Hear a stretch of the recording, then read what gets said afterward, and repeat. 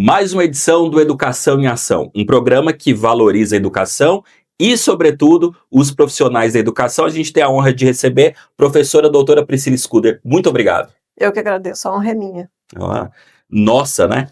A professora Priscila, ela é professora efetiva concursada pela Universidade Federal de Rondonópolis, tem pós-doutorado, uma carreira brilhante na área do contrarracismo, também é fundadora do NEABI Quilombo e coordenadora do Movimento Negro Unificado MNU Rondonópolis. Professora, seus passos vêm de longe. Vêm de onde? Meus passos vêm de muito longe, vêm de África, vêm de Nilópolis, vêm da Baixada Fluminense, das minhas avós e avós negros e negras, né, dos meus pais, tios, primos, família toda, né, inclusive das minhas netas, tão pequenas agora.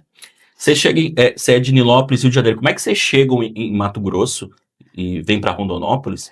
Eu chego pelas mãos do meu pai, que era pastor da Igreja Batista, né, um pastor muito honesto, muito fiel ao que ele pensava, com muito compromisso social e com uma identidade étnica firme que ele transmitiu a mim e aos meus irmãos, né?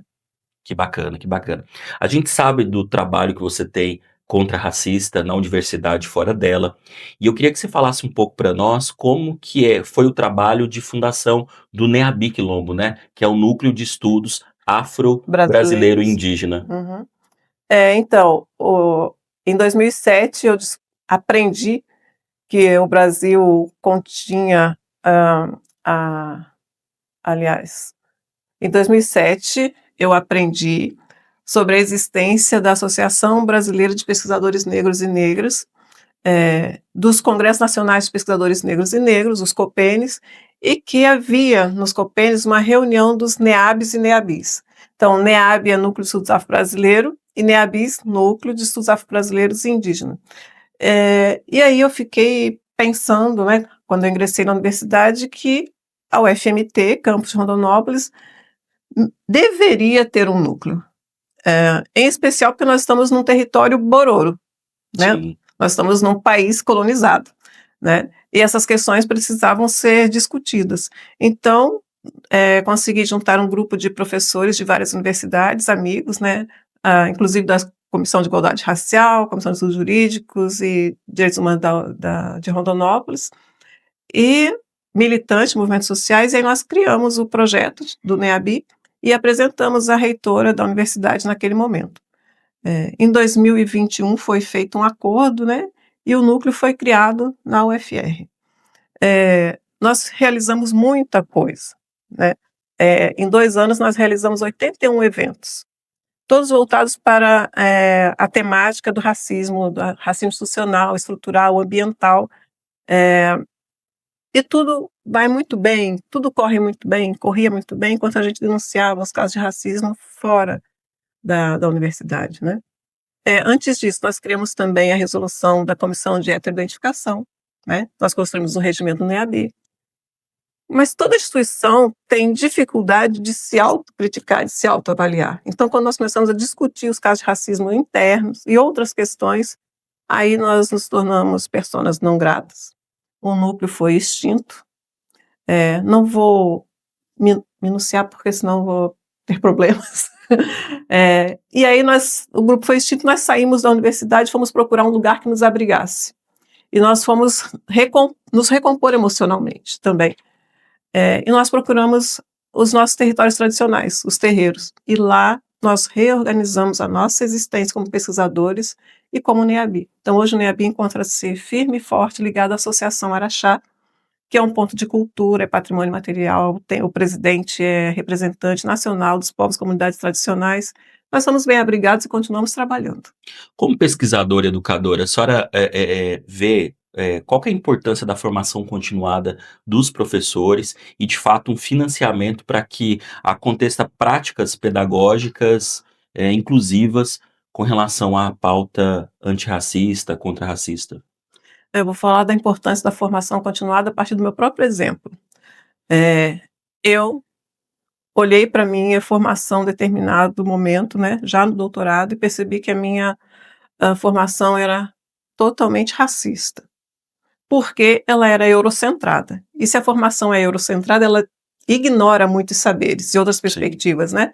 Então eu percebi que eu não conhecia autores negros, latinos, indígenas, e eu resolvi que eu precisava dar conta disso. Eu não tenho que esperar um professor, uma pessoa. Eu olho para a minha formação e eu falo, não está bom, tem uma falha. Não sou responsável por ela, mas sou responsável por mantê-la ou não, né?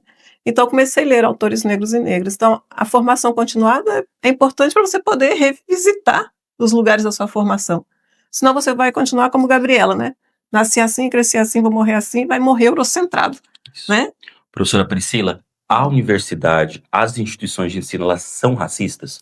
A universidade é racista, o hospital é racista, a prisão é muito racista, a saúde é racista, não existe instituição que não seja racista no sistema mundo capitalista que é racista.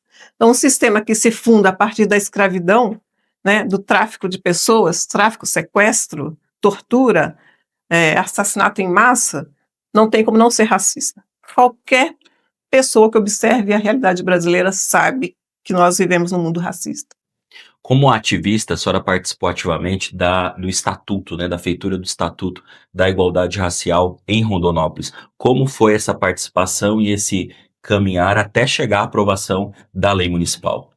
É, a, a proposição se deu a partir do conhecimento do Estatuto de Promoção da Igualdade Racial de Cuiabá, apresentado pelo gabinete da vereadora Edna Sampaio. A partir daquele documento, nós reformulamos o nosso. E aí, depois de muito trabalho do NEAB Quilombo, de todos os pesquisadores, nós apresentamos ao presidente da Câmara, que à época era o vereador Júnior Mendonça. Então, ele apresentou numa sessão da Câmara, foi aprovado. Depois, o prefeito José Carlos do Pátio sancionou, numa data muito simbólica, que era o 20 de novembro, Dia da Consciência Negra. Inclusive, nós tínhamos naquele dia a presença do professor Henrique Cunha entre nós, num colóquio que nós organizamos todos os anos, que é o fundador da Associação Brasileira de Pensadores Negros e Negros, cujo pai é fundador do Movimento Negro Unificado, um dos fundadores. Gente que conversava com Abdias Nascimento, com Lélia Gonzalez, né, os nossos heróis, nossas referências, né? Os grandes intelectuais, né? E falando em intelectuais negros, se a gente fosse elencar os 5 mais, assim, quem você elencaria? 5. É, Professor Henrique Cunha, certamente. sim, Lélia Gonzalez, certamente. Nego Bispo, Antônio Bispo dos Santos, né? ótimo. Carolina Maria de Jesus, Conceição Evaristo, né? E temos muitos outros, Milton Santos, por exemplo. É que a gente não tem tempo para falar Toda todos essa eles, relação, né? né? Eu vou indicar um livro. Se fosse para nossa audiência, você indicaria 2 livros, 1 ou 2 livros, assim, olha, é importantíssimo para quem quer aprofundar os estudos na questão ético-racial, que vocês leiam e façam um estudo sobre esses livros. Vou indicar 2 autores e 3 livros. Perfeito! 2 autores. Aimé Césaire, ele é da Martinica, ele foi professor do Frantz Fanon, né? Ele, inclusive, criou o termo negritude, que a gente usa sem saber. Sem saber né? de onde é. E depois, o livro que ele escreveu é Discurso sobre Colonialismo, que é maravilhoso, né? É um livro escrito a partir do Caribe, né? E depois o Frantz Fanon, que foi seu aluno, e os livros são Pele Negra, Máscaras Brancas e Os Condenados da Terra. E aí, só exagerando do tempo, Nego Bispo também vale a pena ser lido demais. O livro é A Terra Dá, a Terra Quer, que é um filósofo quilombola. Então são esses livros que eu indicaria, são essenciais na minha vida e mudou o meu modo de assistir. Contra-hegemônicos totais, super indico. E eu vou indicar esse livro, ó, Discurso de Ódio nas Redes Sociais. Você falou do Nego Bispo. Uhum. Tem muito corte nas redes sociais das falas e do modo com que ele pensa, o modo... ele não gosta da expressão decolonial, mas é contra-colonial, como ele mesmo diz, tá? Então é o livro do Luiz Valério Trindade, Discurso de Ódio nas Redes Sociais. A gente sabe, né, da sua atuação, né, tanto na universidade como fora dela, especialmente fora dela. E a nossa preocupação é que quem está como ativista tem uma grande resistência por parte da comunidade que a gente está inserida, especialmente no Mato Grosso, mas, sobretudo, a gente requer essa resistência, né, essa perseverança. Na sua trajetória, qual que foi os maiores desafios ou um caso que você pode exemplificar em que, além de todo o constrangimento, exigiu mais energia, mais esforço? Professor, nós que somos negros, nós sabemos que quando a gente chega, nosso corpo nossa cor é avaliada de cara. Então, a gente entra nos lugares sabendo disso, exige, assim, muita maturidade. É injusto, mas é assim que acontece, né? Uhum. Então, quando eu prestei o concurso público para a educação superior, eu sabia que eu não estava sendo avaliada apenas pela minha formação e meu conhecimento. Eu sabia que meu corpo, minha cor, minha história estava sendo avaliada. Então, um grande desafio é fazer com que a universidade perceba que o tema da educação para as relações étnico-raciais não é um tema inferior, que discutir racismo é fundamental para compreender o país e a realidade do mundo, né? E que os temas ligados à população negra não são privilégios, porque nós somos a maioria da população. Então, quando a educação se volta para esse tema, quando o país cria políticas que vão ressoar positivamente na população negra, não está criando política para a minoria, nem privilégio, está criando para a população brasileira que é negra. Se 56 se autodeclarou negra, tem uma parte de pessoas que ainda não se perceberam como negras, porque a gente vai se tornando, né? Então, esse é o grande desafio, que descolonizar o olhar da universidade, né? Estar na universidade é um desafio cotidiano, né? Porque, assim, a maior dificuldade, não ter meu trabalho apropriado, né? Você produz, você elabora, e ele é apropriado. Sua produção ser invisibilizada, ser considerada inferior, né? E você ser testada a todo tempo, sofrer aquilo que o Adilson de Moreira chama de microagressões, microinsultos, microinvalidações, todos os dias isso acontece, né? Então a gente adoece. A Com gente certeza, adoece. com certeza. E aí a importância muito de falar sobre a questão da saúde da população negra, da saúde mental e abrir esse campo de estudo e de reflexão, não só no espaço acadêmico, mas também no espaço de educação não formal, vamos assim chamar. Professora, a universidade, cada vez mais, atualmente, ela é tida como um espaço para poucos, um espaço em que se desconecta da realidade. Como é que a gente faz para que a produção do conhecimento, de ciência, de inovação, seja entendida como algo benéfico para a grande massa, para o trabalhador e para todas as classes? Isso tem tudo a ver com racismo, né? A população precisa se ver reconhecida na universidade, representada, né? Precisa ter mais professores negros descolonizados, né? O currículo precisa ser diferente, né? Senão a população vai continuar vendo como uma coisa encastelada, né? Uhum. A gente continua falando isso para si mesmo. A universidade tem que ir para fora, né? E ela não precisa ser só pública, ela tem que ser popular, né? Eu acho assim, uma coisa que me constrange é eu estar numa sala de aula com 40 cadeiras e ter 10 estudantes, né? Eu sou paga para dar aula, estou lá 4 horas, por que que não tem mais gente? Por que não tem outro critério de seleção? Por que não chama todo mundo e enche as salas? Né? A gente é professor e fica lá dando aula para 3, 4. Enche a sala, tem vaga, né? A gente normalizou os processos seletivos, né? Sim. O que aconteceu na educação básica já é um momento, já passou da hora da gente ressignificar como vamos abrir as comportas e fazer a acessibilidade da universidade. E pensando nisso, o que você acha da questão dos que criticam as cotas nas universidades, no serviço público e também no trabalho de modo geral? Eu acho que quem critica a cota é um grande racista e cínico, porque nós somos a maioria da população. Nosso povo foi escravizado, quase 400 anos no Brasil. Um crime foi cometido. O senhor que é advogado, professor, se existe um crime praticado, existe uma vítima. Sim. Não é mimimi, não é vitimismo. Nós sofremos um crime e nós queremos reparação por esse crime. Tanto que a campanha do Movimento Negro Unificado neste ano é reparação já. Inclusive, fomos para o Congresso para brigar pela criação de uma comissão, né, de estudos, comissão parlamentar, inquérito parlamentar. CPI? Não é Comissão CPI, Parlamentar de é Inquérito? uma comissão para estudar reparação. Né? E nós não estamos pedindo, nós estamos exigindo, nós somos maioria da população negra, nós queremos reparação já. As pessoas reparam os judeus até hoje, né, que sofreram o Holocausto, os negros sofreram um Holocausto muito maior, muito mais intenso, e ele nunca parou.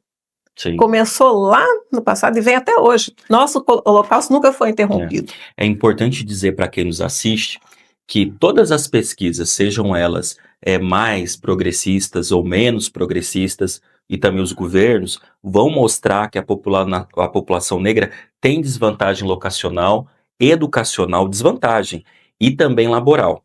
Enquanto nós tínhamos no Brasil, desde sempre, políticas para que o europeu pudesse ganhar suas terras ou se assentar, né, com uma qualidade de vida menor, quem foi escravizado e veio dos países do continente africano não teve esse mesmo tratamento. Então, quando a gente fala em reparação histórica, não é só por causa da história, e sim pelos efeitos que acontecem até nos dias de hoje. Não é natural que a gente tenha cor ou, como a legislação falava, defeito de cor com relação à população negra. Veja só, enquanto a gente tem quem são seus médicos? Como a professora falou mais cedo, quem são os médicos, quem são os promotores, os doutores, os historiadores, enfim. Tem cor para algumas profissões, em detrimento de outras? Então essa que é a reflexão.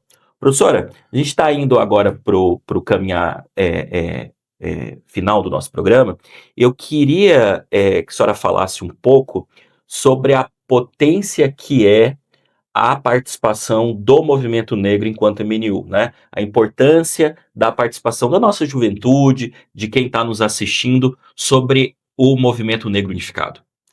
Inclusive, aproveitando o gancho da questão anterior, as cotas, a Lei 10.639/03, as 1.645/08, elas existem por luta dos movimentos negros, né? Não existe nenhuma concessão, não é benefício. Nós lutamos a vida toda para que isso acontecesse. As cotas no serviço público, precisamos de mais juízes, mais desembargadores, porque nós somos ainda julgados por brancos, né? Os processos de heteroidentificação só existem porque o movimento negro brigou. Eu passei minha vida inteira sentada na universidade, sendo avaliada por bancas compostas só por brancos, e ninguém achou estranho. E aí, quando a gente começa a brigar para que tenha pessoas negras nessas bancas, as pessoas... Ai, mimimi. Ai, é privilégio. Não, não é privilégio. Sobre a importância do movimento negro unificado e do chamamento da juventude, das pessoas que acreditam que a igualdade substancial, né, materialmente falando, é importante. Então, nós tivemos esse ano o último congresso do Movimento Negro Unificado, onde foi eleita a nova coordenação nacional. E lá nós tínhamos os fundadores, como o Adão, Leni Blue. Leni Blue tem 75 anos, defendeu agora a tese de mestrado dela sobre idosidade negra. Tínhamos o Milton, gente de 90, 92 anos, né, que ainda estão escrevendo, estão lá nos ensinando. Mas nós precisamos da juventude, porque nós estamos envelhecendo, né? Nós tínhamos muitos jovens lá com maior respeito, porque você sabe que nas religiões de matriz africana, a gente pede licença e a bênção para falar. Para os mais velhos, para os iguais, para os mais novos. Então a gente pede licença e a bênção para falar, e a gente só fala depois que estiver autorizado, que estiver ouvido, né? Então a juventude precisa vir aprender, porque se hoje existem cotas em serviço público e tal, é porque os mais velhos vieram antes e lutaram. E às vezes nem se beneficiaram do que lutaram, legaram para nós o benefício. Nós somos o sonho dos nossos ancestrais. Eles lutaram, nós estamos aqui para realizar seus sonhos. Agora a gente tem um quadro que é o seguinte, é o ping-pong da educação. Eu falo uma palavra, você fala uma palavra como resposta. Pode ser? Vamos Pode brincar ser. assim? Educação. Resistência. Igualdade. Equidade. Democracia. Uma fábula. Escola. Desafio. Profissionais da educação. Essenciais. E Priscila Scudder por Priscila Scudder. Uma pessoa que está se descolonizando. Maravilha. Ó, a gente tem um ritual aqui na finalização do nosso programa, e aí eu quero entregar para você, que a gente não tem aplausos, a gente tem um brinde à educação, Brinde educação. um brinde aos profissionais da educação e um brinde à sua história. Priscila Scudder, muito obrigado pela presença. Eu que agradeço. Esse foi mais um Educação em Ação. Até lá.